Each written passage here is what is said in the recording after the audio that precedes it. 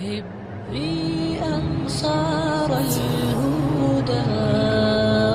آپ تو بچے اور ہمارے بھی پیدائش سے پہلے ہی یہ ملک بنا. چند دن پہلے ہی ہمارے جنرل غلام محمد صاحب اور بریگیڈیئر اسلم نیائی صاحب بیٹھے ہوئے تھے تو یہ تقسیم کے وقت کی کہانی سنا رہے تھے. تو تھوڑی دیر کے بعد میں نہیں سن سکا، مجھے لگا جیسے میرا دل پھٹ جائے گا. ایسی انہوں نے کہانیاں سنائیں. یہ دنیا میں واحد ملک ہے جس کے بنیاد میں گارا اور سیمنٹ نہیں ہے بلکہ 6 لاکھ انسانوں کی ہڈیاں ہیں جس پر اس ملک کو بنایا گیا ہے. ہم تو لوکل لوگ ہیں، مہاجر نہیں ہیں، لہذا ہم نے وہ قربانی نہ دیکھی نہ چکھی. میرے والد صاحب کے ایک دوست تھے، وہ مہاجر تھے جالندھر کے. وہ کبھی کبھی ہمارے ڈیرے میں آیا کرتے تھے، بات کرتے تھے. تو ایک دن میں بھی بیٹھا تھا اور وہ یہ بات کر رہے تھے کہ جالندھر سے میرا جب ہم نکلے ہیں پارٹیشن پر تو میرا سارا خاندان کٹ گیا، اکیلی جان لے کر نکلا. اور تھوڑی چھوٹی سی عمر بھی زیادہ نہیں تھی. تو دن میں چھپتا تھا کماد کے کھیت میں. اگست میں کماد اچھا خاصا بڑا ہو جاتا ہے. اور رات کو پھر میں سفر کرتا تھا اور مجھے کچھ پتہ نہیں میں کہاں جا رہا ہوں، میری کیا منزل ہے. مجھے صرف ایک فکر تھا کہ میں سکھوں کی تلوار سے بچ جاؤں.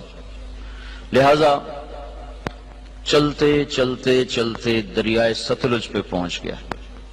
دریائے ستلج اس وقت میں جیتا جاگتا دریا تھا. اب تو وہ سو گیا بیچارہ کب کا.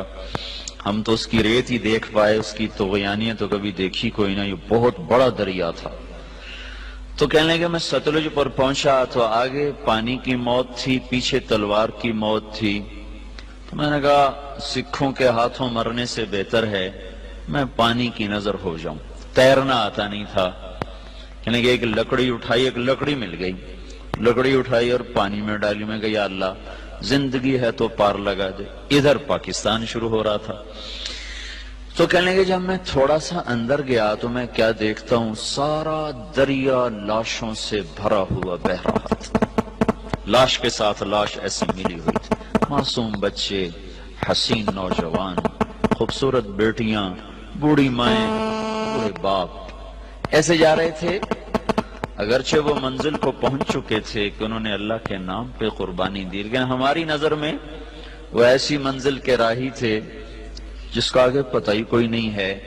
ستلج کی لہریں ان کا کفن بن رہی تھیں اور ستلج کی تہ ان کی قبر بن رہی تھی. یہی کچھ راوی میں ہو رہا تھا، یہی کچھ چناب میں ہو رہا تھا.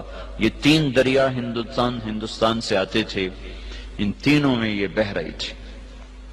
اپنی تاریخ پڑھتے رہنا چاہیے، اس سے پتہ چلتا ہے ہماری ابتدا کیا ہے اور ہم نے جانا کہاں ہے.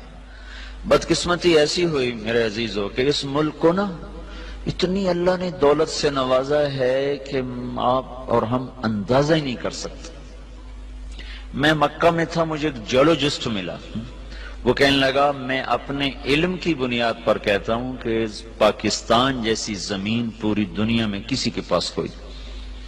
اس کو صرف ایک کینسر لگا، وہ بددیانتی کا، خیانت کا، چور بازاری کا اس کو کینسر لگا. اگر یہ اس ملک میں نہ ہوتا تو یہ دنیا میں جنت کا ٹکڑا ہوتا. اور اس ملک کو میرے عزیزو جو لوٹا ہے نا، وہ ان پڑھوں نے نہیں لوٹا، زمینداروں نے، تاجروں نے نہیں لوٹا، بڑے ہائی کلاس پڑھے لکھے لوگوں نے اس کو لوٹا ہے. چونکہ انہوں نے ڈگریاں تو حاصل کی پر انسانیت نہ سیکھ پائے. تو اتنی بڑی قربانیاں ہوئیں اور ہم تو میرے عزیزوں کانٹے چننے والے رہ گئے. بہار دیکھی نہیں اس ملک نے. چند مخلص لوگ نہ ہوتے تو اب تک یہ ملک بک چکا ہوتا یا ہندوستان کے قبضے میں جا چکا ہوتا. کہیں کہیں چراغ اب بھی جل رہے ہیں جن کی وجہ سے تھوڑی تھوڑی روشنی ہے اور یہ قافلہ دھیمے دھیمے دھیرے دھیرے وہ رواں دواں ہے. اگر وہ بھی نہ ہوتے تو اس ملک کو تباہ ہونے میں کوئی کسر باقی نہ چھوڑی تھی بددیانت ٹولے نے. اور ہائے ہائے ضمیر فروش ٹولے نے. اور بدقسمتی یہ ہے کہ وہ سارا انہی اسکولوں کالجوں سے نکلا ہوا ہے، وہ دیہاتوں سے نہیں. هبي أنصار الهدى